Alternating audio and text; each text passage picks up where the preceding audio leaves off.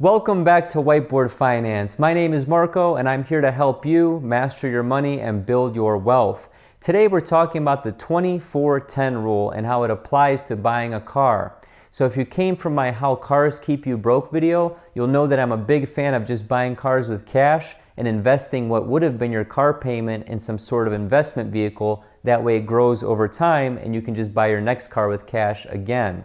However, I got a lot of positive feedback from that video, but there are a lot of people that commented and said, hey Marco, I can't afford to buy a car with cash. How do I actually finance a car, or what's the best way to finance a car? So let's take a look at what this 24-10 rule is. Okay, so we have 24 and 10, but what do these numbers actually mean or represent? So the 20 is your down payment. So 20% should go towards the down payment of the car. So if the car, for easy numbers, is $20,000, $4,000 should be what you have as a down payment. If you don't have $4,000, you know you need to decrease the price of the car. So the 4 is your maximum term, okay? So this is the maximum loan amount in years. So this is talking about your loan should be no more than 4 years, aka 48 months, okay? And then 10, what does 10 mean? 10 means 10% of your total monthly income should go towards the cost of this car, including maintenance and gas and all the good stuff that comes with owning a car. So really you're trying to keep it to 10% of your total monthly income, encompassing everything that involves this vehicle. Some people are a little bit less strict with that, some people are more strict with that. So let's take a look at a real life example of how this would apply to John the car buyer, okay? John the car buyer is someone who makes $60,000 a year. You divide that by 12, which gets you $5,000 a month. Okay, can you guys see this okay? And then obviously if you take 10% of that, going back to our 10% rule, you know that John is going to be working with a budget of $500 a month, okay? So let's go through a real life scenario where John is looking at a vehicle that costs $25,000, okay? So I'm going to break this down in two scenarios, you guys. That way it's going to be easy to follow and you can see an apples to apples comparison. So the car costs 25 grand. In this scenario, John is going to be putting down zero. So zero for his down payment. So he's financing $25,000. I went on Bankrate and I looked at used car rates right now, and they're averaging right about 4.7%. He's going to finance this vehicle and break the rule, and he's actually going to finance it for 60 months.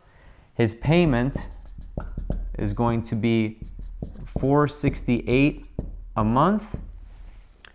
And then the interest that he's paying over the course of this 60 months is going to be $3,100, okay? So that's scenario one. Let's label that scenario one. Scenario two, you know that the car is 25 grand. However, in this case, John is actually going to be putting $5,000 down. So he's financing $20,000. He's putting down $5,000 down payment. His rate, just for apples to apples comparison, is going to be the same, okay? However, he's actually going to follow the 4 in the 24-10 rule. He's going to be at 48 months, okay? And then finally, his payment is actually going to be lower, believe it or not, at $458 a month. And the total amount of interest that he paid on this over the course of these 48 months is going to be $1,978, okay? So what two things stick out at you when you look at these numbers, okay? The first two things that I notice is that his payment is actually $10 a month less than the person that put no money down. And secondly, this person, John the car buyer in the second scenario, is actually shaving a year off of his term, okay? So not only did he drop the payment by putting down $5,000, he also dropped his loan by 12 months. So this brings me to my next point. He can actually start saving this $458 a month while still owning the car outright. So this is gonna create kind of like a hybrid from my last video.